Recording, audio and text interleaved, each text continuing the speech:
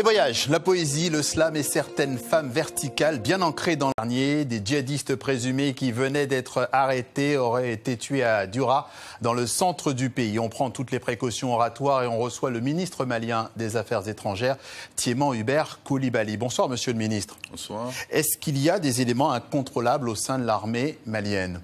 Sur l'événement que vous évoquez, je tiens à dire d'entrée de jeu que le ministre de la Défense a saisi le procureur militaire aux fins d'une enquête. Et il serait prudent d'attendre les résultats de cette enquête-là afin de tirer les conclusions. Dans tous les cas, la loi malienne sera respectée. Et nous sommes dans un processus de reconstruction de notre pays, y compris de son armée, qui nous demande beaucoup de travail. Est-ce qu'il y a des éléments incontrôlés? Moi, j'en connais pas. J'ai été ministre de la Défense et nous avons engagé des programmes de formation, des programmes d'équipement et même de reconstruction doctrinale de notre armée, y compris en incluant des modules de formation concernant les droits de l'homme.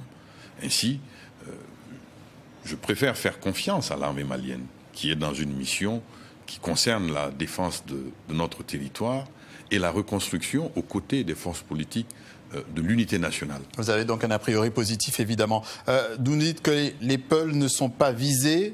Eux, en tout cas, est-ce que c'est ce que vous me dites? Et déjà, eux ne sont pas vraiment, c'est pas vraiment ce qu'ils disent. Nous avons recueilli, on va d'abord regarder un témoignage d'une responsable d'association. On l'écoute et on en reparle. Nous disons oui aux FAMA, nous sommes pour les FAMA, mais nous disons non aux militaires assassins. Nous ne sommes pas djihadistes, tous les peuples ne sont pas des djihadistes. Aujourd'hui, nous sommes les premières victimes du terrorisme au Mali. Nos écoles sont brûlées, nos centres de santé sont fermés, nos chefs coutumiers et élus sont assassinés et tous nos territoires sont en train d'être minés. Donc, qu'on arrête l'amalgame et que l'armée joue son rôle régalien. Il est là pour la protection de la population et de leurs biens. Alors eux, ils accusent en fait, ils ont quand même un petit problème avec l'armée. Qu'est-ce que vous leur répondez? Ce n'est pas ce que moi j'ai entendu. Qu'avez-vous entendu? Elle appelle au rôle régalien de l'armée. Ça, c'est la dernière partie, mais juste avant. Je suis d'accord avec elle. Quand elle dit que tous les Peuls ne sont pas terroristes, bien sûr que tous les Peuls ne sont pas terroristes. Et les terroristes ne sont pas que des Peuls. Il y a de toutes les ethnies dans cette horde de terroristes. Il y a des Peuls, des Bambara, des Bozo, des Dogons. Il y a du tout. Il est hors de question, en effet, que nous nous inscrivions dans une stigmatisation d'une ethnie au Mali.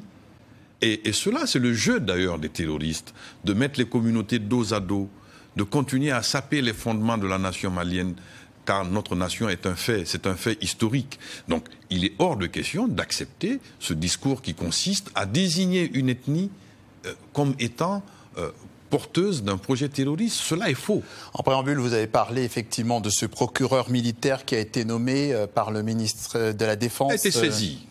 Il a été saisi par le ministre de la Défense. Alors, pourquoi justement c'est un procureur militaire qui s'occupe de cette affaire? Et vous voyez peut-être la question qui vient derrière, est-ce qu'on peut... Parce que c'est une affaire militaire. Et oui, mais est-ce qu'on peut envisager une certaine indépendance dans cette affaire? Mais il faut d'abord commencer par une procédure militaire. Parce que s'il était établi de faits graves contrevenant à la loi, il y a des sanctions disciplinaires et au-delà, ce qui pourrait être engagé comme poursuite. Mais il faut un début de procédure qui, elle, ne peut être que militaire. Oui, donc un encadrement militaire. Ensuite, il ne peut pas y avoir... quelle serait la suite ensuite? Le procureur militaire décidera de tout cela. Mais c'est celui que nous devons saisir en premier lieu dès lors qu'il s'agit de mettre en cause, ou de rechercher une information concernant une action menée par des militaires. Et il y aurait des sanctions le cas échéant? Bien sûr.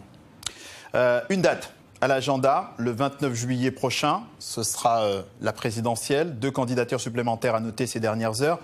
Celle de Moussa Mara, l'ex-chef du gouvernement, il est issu du parti Yelema, et celle de Dioncounda Traoré, le candidat de l'ADEMA. Le président Ibeka, Ibrahim Boubacar Keïta, lui pourrait annoncer qu'il brigue un second mandat. Pourtant, le bilan n'est pas très bon finalement. Les caisses sont dans le rouge, le chômage un peu galopant. Comment on renverse la vapeur?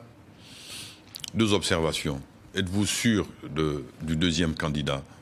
Je vous appelle à vérifier vos informations. Nous avons effectivement des informations qui concordent en tout cas là-dessus pour l'instant. Est-ce que vous avez une annonce officielle? Nous sommes en train d'en parler. Je vous appellerai à plus de prudence concernant le deuxième candidat que vous avancez. Pour le reste, vous dites que les caisses sont au rouge, avec une croissance du PIB à plus de 5% pendant 3-4 ans d'affilée, avec au-delà de 200 000 emplois créés promis par le candidat Ibeka, avec aujourd'hui l'économie malienne qui est la 3e de l'UEMOA. En même temps, le président lui-même avec reconnaissait... une augmentation remarquable, presque historique de la production agricole. Monsieur Coulibaly, le président reconnaissait lui-même que c'était un 5e mandat qui commençait... il avait un bilan globalement positif, ce qui n'est quand même pas un enthousiasme débordant. Pardon, je ne comprends pas bien. C'était lors du 4 septembre dernier, lors du début de sa 5e année de mandat. Oui. Et c'est ce qu'il disait. Qu'est-ce qu'il disait donc ? Globalement positif. Mais globalement positif, oui. Mais vous pensez qu'un mandat qui commence dans l'état où le Mali était en 2012-2013 aurait pu être facile ? C'est le mandat le plus difficile. C'est le mandat le plus difficile de l'histoire de notre pays. Car nous avons failli perdre notre pays suite aux agressions qu'il a subies, suite à la double crise institutionnelle et sécuritaire. Aujourd'hui, la belligérance s'est arrêtée entre l'armée malienne et les groupes qui ont signé l'accord de paix. Aujourd'hui, nous avons commencé la mise en œuvre de l'accord de paix. On recommence à recenser les combattants afin d'engager le processus DDR. La mise en œuvre de l'accord, même si elle a connu des retards, avance avec des pas sûrs. Et cela est incontestable sur le terrain. ont justement quand même tiqué par rapport à ça. Qu'est-ce que la situation change aujourd'hui, selon vous, concernant justement l'accord pour la paix et la réconciliation issu du processus d'Alger ? Elle change. En témoigne la dernière visite du Premier ministre à Kidal et dans d'autres régions du Nord. Et le dialogue positif entre les groupes signataires de l'accord de paix et le gouvernement du Mali. Je vous dis, remarquez une chose qui est extrêmement importante, c'est l'absence de toute belligérance entre l'armée malienne et ces groupes-là. Et l'absence de belligérance entre les groupes eux-mêmes.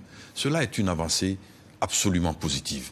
Et le reste, le processus politique, électoral, la réforme des institutions, tout cela suivra. Nous avançons à des pas sûrs.